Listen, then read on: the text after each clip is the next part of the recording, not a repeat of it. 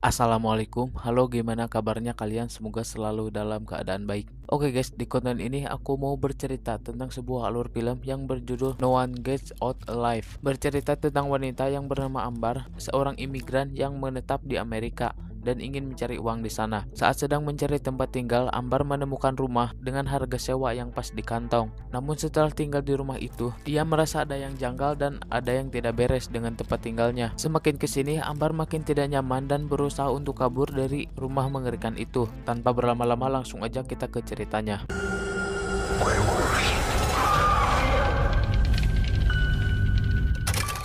Di awal kita diperlihatkan rekaman jadul tahun 1963 di Meksiko. Dalam rekaman itu ada sekelompok orang atau bisa disebut para peneliti mungkin. Nah, mereka menemukan sebuah bangunan yang udah tua dan di dalamnya terdapat banyak banget tengkorak manusia.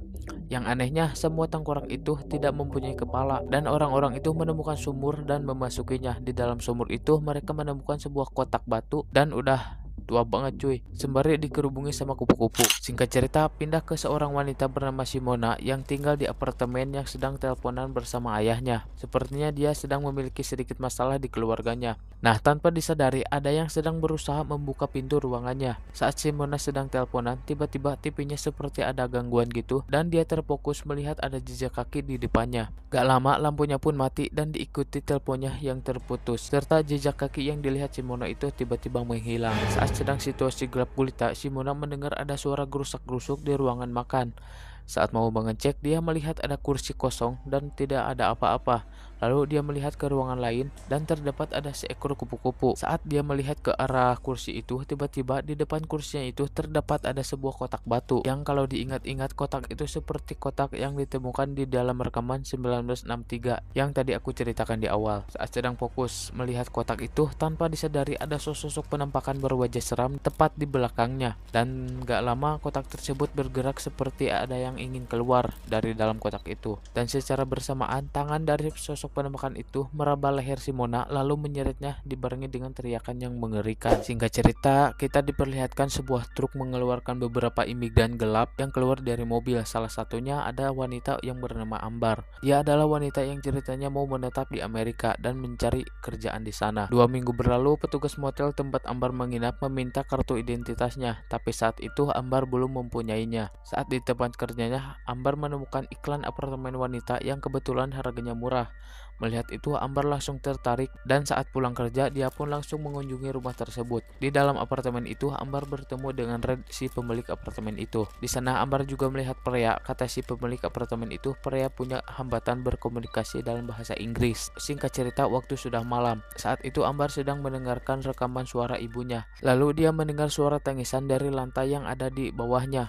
Karena penasaran, Ambar memeriksa sekaligus mengintip melalui lubang saluran. Ternyata yang nangis itu adalah si Prea, tetangganya. Lalu Ambar saat sedang melihat foto-foto waktu bersama ibunya, yang kemudian dia mengingat momen-momen bersama ibunya saat di rumah sakit. Dan waktu itu ibunya meminta agar Ambar terus bersamanya, jangan meninggalkannya. Nah, di pagi hari ketika Ambar mau mengunci pintu kamarnya, dia melihat semacam serbuk aneh di kenop pintunya. Karena tidak mau memikirkannya, dia langsung pergi untuk kerja. Namun tiba-tiba lampu yang ada di lorong semuanya mati. Ambar mencoba menghidupkannya kembali dan berhasil nyala lagi. Setelah Ambar pergi, lampu di lorong itu kembali mati. Nah, saat sampai di lantai bawah, Ambar untuk pertama kalinya bertemu dengan Prea sambil mencoba untuk berkenalan. Dan Ambar mengatakan di sini hanya dirinya dan Prea yang tinggal di sana. Dan Prea menjawab, Red hanya omong kosong. Mendengar itu, Ambar jelas tidak mengerti apa yang dikatakan Prea. Sesampai di tempat kerjanya, Ambar dikritik sama bosnya karena kerjaannya kurang rapi. Kemudian saat mau pulang, Ambar melihat temannya yang bernama Kinsey dan menemuinya. Dan Kinsey mengatakan bahwa kartu identitas yang dipesan Ambar harganya menjadi naik dari harga awal. Saat itu Ambar lalu pergi sambil kecewa guys. Di malam harinya Ambar menemui sepupunya yang bernama Beto. Di sana Beto mencoba menawarkan pekerjaan kepada Ambar dan akan diadakan wawancaranya di hari Jumat. Dan Beto juga mengatakan kepada Ambar untuk membawa kartu identitasnya. Di sana Ambar juga dikasih mantel sama istrinya Beto. Singkat cerita, saat sesampainya di apartemen, Ambar mendengar suara-suara aneh lagi. Suara itu berasal dari ruangan di ujung lorong, tapi saat dilihat ruangan itu dikunci dari luar. Dan Ambar juga melihat seperti ada bekas cakaran di bagian pintunya. Saat sedang ngobrol, Ambar meminta uang depositnya untuk dikembalikan lagi. lagi. Tapi Red menolak dengan alasan bahwa uangnya sudah habis dibelanjakan untuk merenovasi apartemennya. Saat sedang menghitung uang di dalam kamarnya, tiba-tiba Ambar mendengar suara tangisan lagi di kamarnya Freya. Karena khawatir, Ambar pun langsung turun untuk memastikannya. Saat sampai di sana, ternyata di kamarnya itu gak ada siapa-siapa alias kosong. Dan Ambar kembali melihat serbuk-serbuk aneh gitu di pintunya. Lalu Ambar pun pergi dari kamar Freya. Tanpa disadari, di kamarnya Freya ada penampakan yang tidak lain, itu adalah penampakan dari hantu Freya. Lalu saat dia sedang tidur, Ambar bermimpi lagi bersama ibunya di rumah sakit. Ibunya melihat kotak tua aneh di pojokan, dan Ambar melihat ke arah kotak itu. Lalu tiba-tiba kotak itu mulai terbuka dan muncul sebuah tangan dari dalam kotak itu.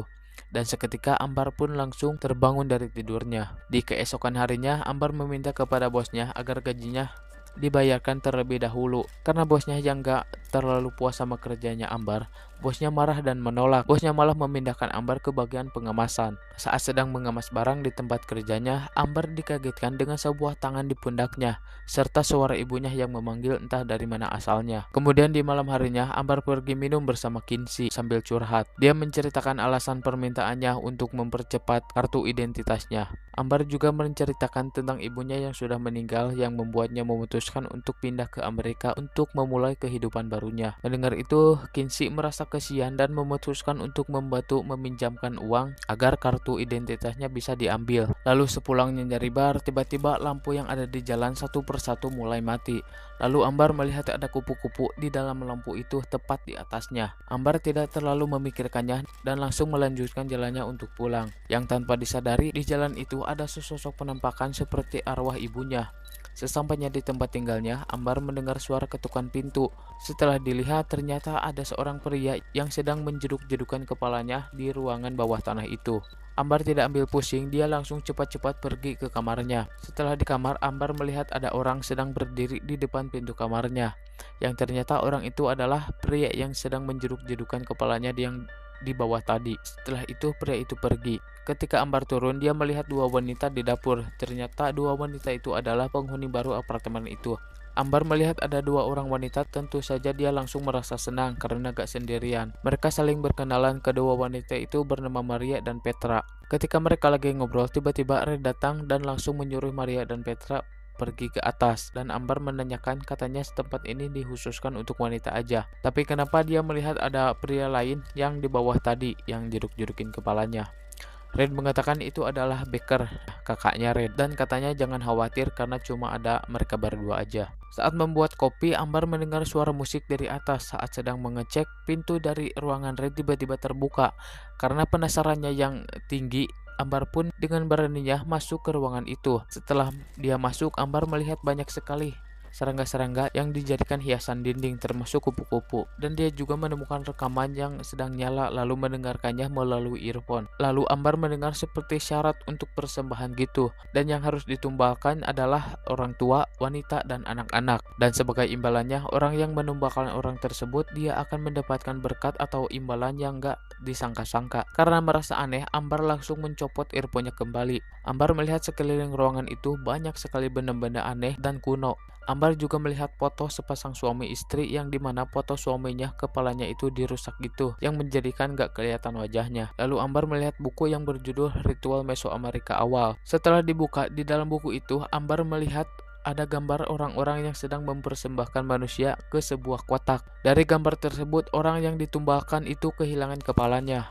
Ambar juga melihat foto wanita dan pria bersama kotak itu. Mereka adalah Arthur dan Mary Willis. Saat sedang fokus menatap foto tersebut, tiba-tiba Ambar dikagetkan dengan suara teriakan dari rekaman tadi dan membuat fotonya terjatuh dan pecah. Saat sedang membereskan fotonya, Ambar merasa kayak ada yang sedang melihatnya, dan benar ada sosok penampakan perempuan tua yang sedang melihatnya. Tapi pas Ambar melihat ke arahnya, penampakan itu langsung hilang.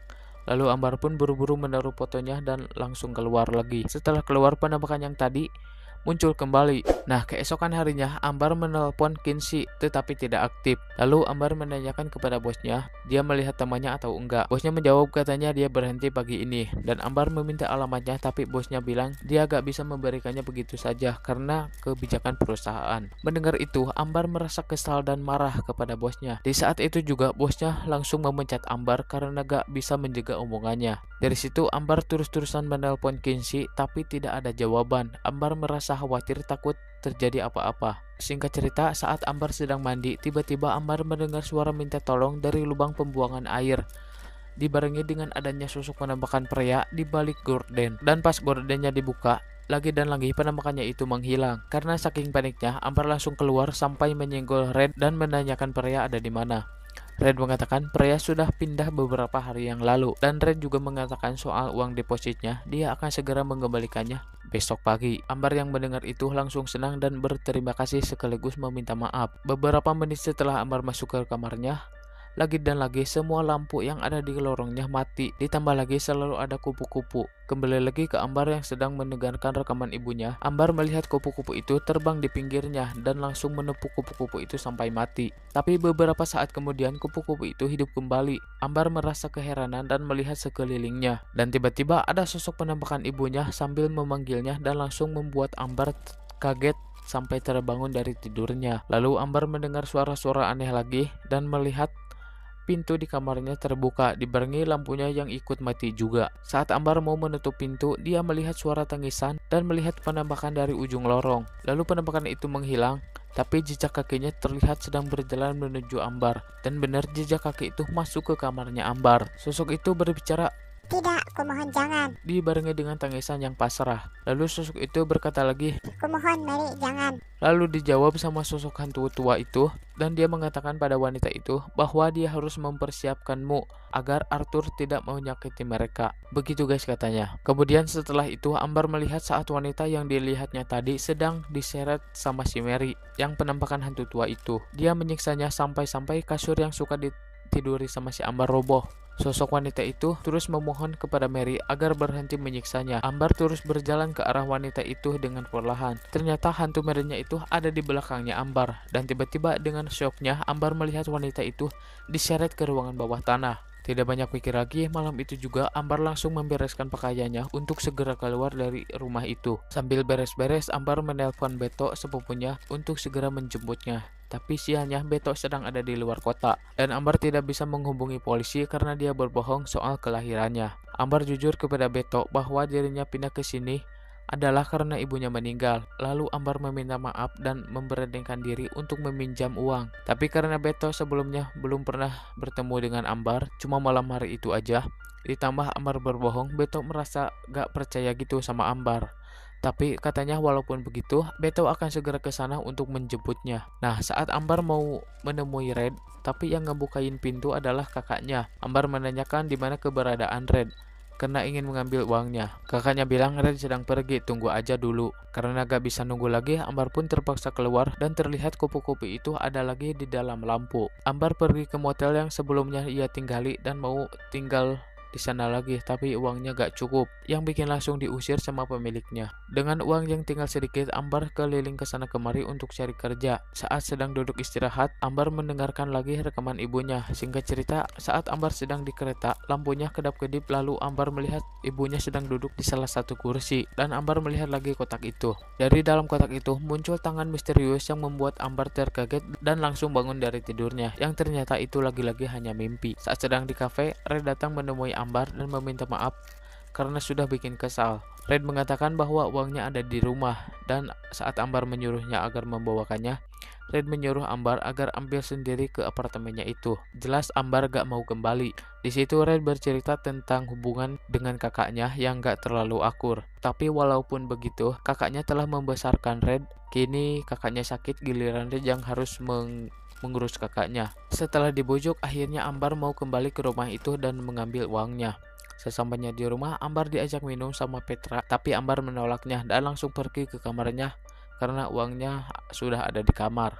Saat di kamar, Ambar gak menemukan uangnya, dan Red datang sambil mengatakan rumah ini memang agak aneh karena ayahnya suka menggali dan mengumpulkan barang-barang aneh, lalu menjadi gila sampai ayahnya membunuh ibunya. Mendengar itu, Ambar mencoba keluar lagi dari rumah itu, tetapi Red terus menghadangnya. Kalau Ambar sampai pergi, situasinya akan kacau dan kakaknya membutuhkan Ambar. Saat Ambar dipaksa untuk meminum sesuatu, tiba-tiba kakaknya datang dan katanya biar dia aja yang menanganinya. Saat masuk, kakaknya seperti membaca mantra gitu dan mendekati Ambar sambil membuka mulutnya. Karena Ambar menolak, Becker memaksa memasukkan minumannya ke mulutnya Ambar.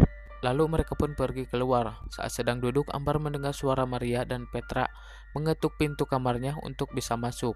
Dan Ambar mengizinkannya mereka masuk ke kamar. Mereka mengatakan agar terus selalu bersama, dan katanya Becker selalu ada di pintu bawah tanah, jadi susah untuk melarikan diri. Dan harus menunggu sampai siang, karena kalau siang mereka pada tidur. Lalu Ambar menanyakan apakah mereka menahan para wanita lain di ruangan bawah tanah itu, tapi mereka tidak mengetahuinya dengan pasti. Dan Petra mengatakan bahwa ada yang salah di tempat ini. Dia selalu dimimpikan sebuah rumah dan melihat putranya ada di sana, tapi dia berubah.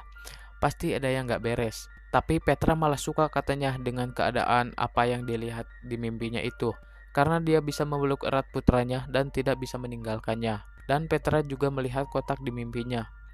Petra menduga bahwa kotak itu ada di ruang bawah tanah itu. Sementara pintu ruang bawah tanah tersebut sudah terbuka dan terdengar dari dalam seperti sedang mempersiapkan sesuatu. Lalu Ambar bermimpi melihat penampakan kumpulan wanita-wanita yang udah jadi korban. Di situ terlihat ada Simona yang di awal film tadi. Terus ada juga Freya yang ternyata sudah jadi korban kekejaman mereka. Terus gak lama ibunya datang dan menyuruhnya untuk tetap tinggal, jangan meninggalkannya. Untungnya Ambar keburu sadar saat Maria dan Petra mau diseret sama Red dan kakaknya. Saat mereka sedang melawan, tiba-tiba bel berdering yang ternyata itu adalah Beto untuk menjemput Ambar. Dan langsung Red beralasan bahwa tidak ada yang namanya Ambar yang tinggal di sini. Tetapi Beto melihat ada jaket dan tasnya Ambar, dan langsung Red tidak bisa berkutip apalagi. Sementara Ambar berusaha membuka jendelanya untuk berteriak. Akhirnya berhasil. Ambar pun berteriak meminta tolong dan Beto pun langsung masuk ke rumah itu. Tapi sayangnya Beto diserang sama si Becker sampai meninggal. Mereka mulai membawa ketiganya ke ruang bawah tanah. Ambar mencoba membujuk Red agar tidak melakukan itu, tapi gak didengar cuy. Lalu Ambar bertanya kenapa mereka melakukan hal seperti ini. Red menjawab karena mau membantu kakaknya. Setelah melakukannya, akan ada manfaat yang sangat serius. Mereka sengaja pulang dari rumah sakit karena gak mampu membayar tagihan medis kakaknya. Bahwa mereka melihat semua yang dilakukan ayahnya dulu, yakni menumbalkan para wanita termasuk istrinya sendiri, ibunya Red, yang bernama Mary. Udah jelas ya guys, ternyata penampakan hantu tua itu adalah ibunya Red, si Mary itu. Mereka juga ingin mencobanya dan setelah mencoba benar aja kakaknya mulai membaik dan mereka hanya butuh beberapa ritual lagi, setelah itu mereka akan berhenti. Sekali lagi Ambar terus membujuk Red agar tidak melakukannya lagi, tapi karena sudah sayang sama kakaknya, Red akan tetap melakukannya dan kakaknya datang untuk membawa Ambar karena giliran dia. Ambar melihat tangannya Becker yang terluka secara spontan langsung membaik kembali. Bisa disimpulkan Becker berhasil menumbalkan Maria.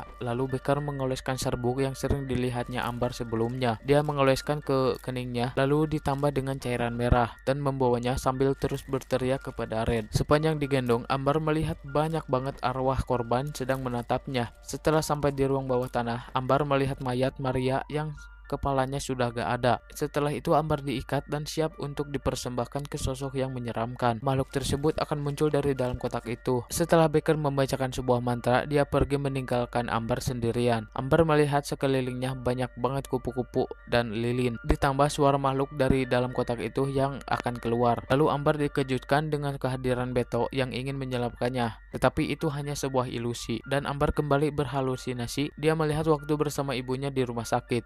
Ibunya meminta Ambar untuk tetap bersamanya, jangan pergi. Saat bersamaan makhluk itu mulai muncul, didahului dengan tangannya yang besar dan mendekati Ambar untuk dimakan kepalanya. Yang kalau diperhatikan makhluk itu cara makannya bukan dari mulut atasnya, melainkan dari mulut bawahnya. Bener guys, makhluk itu mempunyai dua mulut, yang satunya di atas dan yang satunya lagi di bawah, di tempat anunya. Kembali lagi ke Ambar yang sedang dilema atas permintaan ibunya. Untungnya Ambar segera sadar dan menolak perkataan ibunya.